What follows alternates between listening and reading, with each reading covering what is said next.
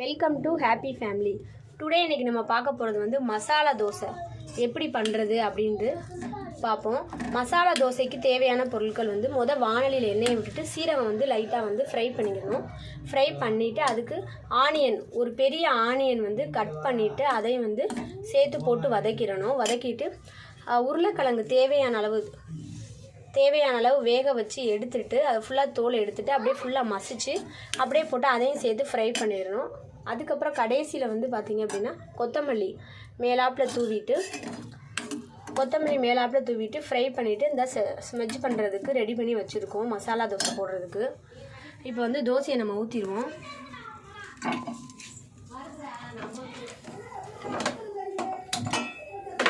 உப்பு தேவையான அளவு நம்ம வந்து போட்டுக்கலாம்.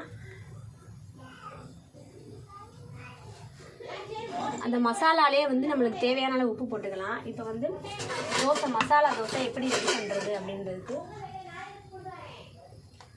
அடுப்பு சூடானதுக்கப்புறம் நம்ம வந்து தோசையை ஊற்றிடலாம். நீங்கள் மசாலா ரெடி பண்ணும்போதே அதுக்கு தேவையான அளவு மஞ்சத்தூள் சேர்த்து போட்டுடணும். ஃபஸ்ட்டு சீரகம் போட்டு ஃப்ரை பண்ணிவிட்டு அதுக்கப்புறம் வந்து ஆனியன் நல்லா பொடிசாக நறுக்கி வச்சுருக்க ஆனியன், அதுக்கப்புறம் அது தேவையான அளவு உப்பு, மஞ்சத்தூள், மல்லி வந்து கருவேப்பிலை மல்லி வந்து கரெக்டாக கடைசியாக போடணும். இப்போ வந்து தோசையை நம்ம ஊற்றிடுவோம்.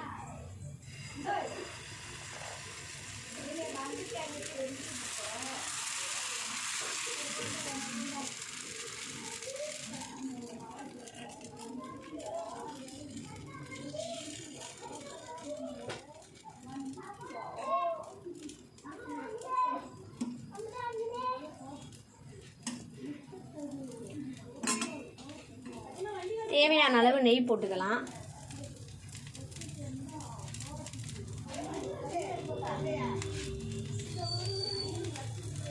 நெய் போட்டால் அது கொஞ்சம் டேஸ்ட் வந்து கூட வரும்.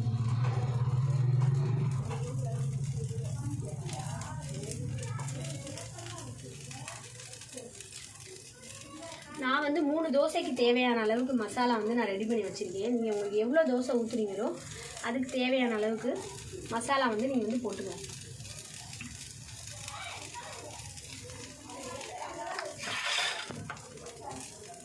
தோசை தெரியுதா? இப்படி உள்ளே வச்சுட்டு நம்ம ஸ்மெஜ் பண்ணி வச்சதை ஃபுல்லாக அப்படி உள்ளே வச்சுட்டு இதை நம்ம வந்து திருப்பி போட்டுருவோம்.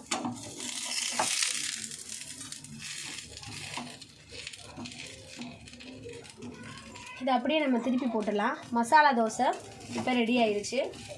டேஸ்ட் எப்படி இருக்குது அப்படின்னு பார்த்துட்டு நீங்கள் கமெண்ட் பண்ணுங்கள்.